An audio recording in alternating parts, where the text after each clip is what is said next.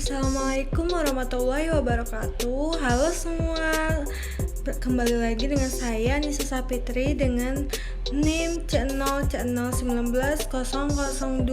Di video kali ini saya akan menjelaskan tentang aspek fiskal dari hasil lancar berupa beban dibayar di muka. Nah, apa itu beban dibayar di muka? Nah, beban dibayar di muka adalah biaya operasi yang khas yang telah dibayarkan secara jatuh tempo. Nah, dengan kata lain, perusahaan telah melakukan pembayaran tunai tetapi belum mengakuinya sebagai beban dalam laporan laba rugi.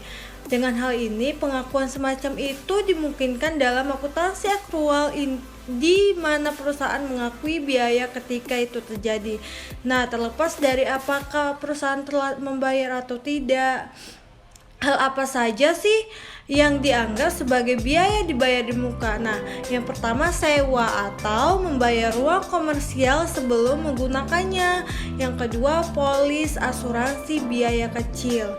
Yang ketiga, peralatan yang Anda bayar sebelum digunakan. Yang keempat, gaji atau kecuali jika Anda menunggak gaji. Yang keempat, taksiran pajak. Yang kelima, beberapa tagihan utilitas. Yang keenam, yaitu beban bunga. Nah, pencatatan akuntansi dibayar di muka. Nah, di dalam sebuah laporan keuangan, beban dibayar di muka masuk ke dalam aktiva atau hasil lancar.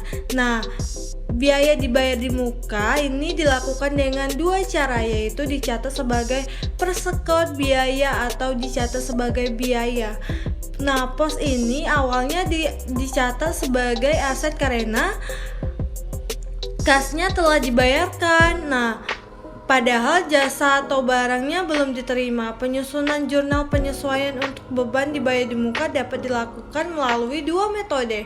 Yang pertama, pendekatan neraca, dan yang kedua, pendekatan laba rugi. Sama dengan metode tadi, dalam ilmu akuntansi pencatatan biaya dibayar di muka dapat dilakukan dengan dua pendekatan. Yang pertama, pendekatan neraca atau pendekatan harta. Yang kedua, pendekatan laba rugi atau pendekatan beban. Nah, jika suatu perusahaan sejak awal melakukan pencatatan biaya dibayar di muka dengan pendekatan laba rugi, maka seterusnya harus konsisten. Begitu juga sebaliknya. Pajak PPh pasal 4 ayat 2 dari penyewa tanah dan bangunan. Nah, penghasilan yang diterima atau diperoleh oleh orang pribadi atau badan dari persewaan tanah dan atau bangunan berupa tanah, rumah susun, apartemen, kondominium, gedung perkantoran, rumah kantor, toko, dan lain sebagainya, itu bersifat final.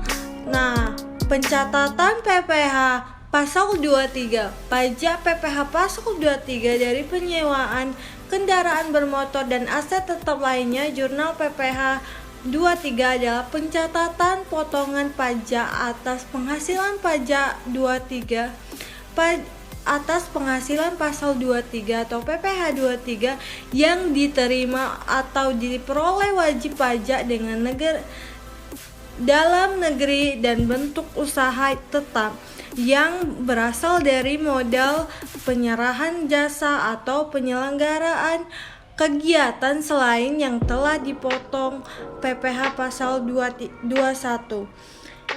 Pemotong PPh 23 ditunjuk oleh Kepala Kantor Pelayanan Pajak atau KPP yang diberikan kepada wajib pajak orang pribadi dalam negeri tertentu yang telah terdaftar sebagai wajib pajak oleh pribadi dalam negeri tertentu wajib memotong PPh pasal 23 atas pembayaran sewa.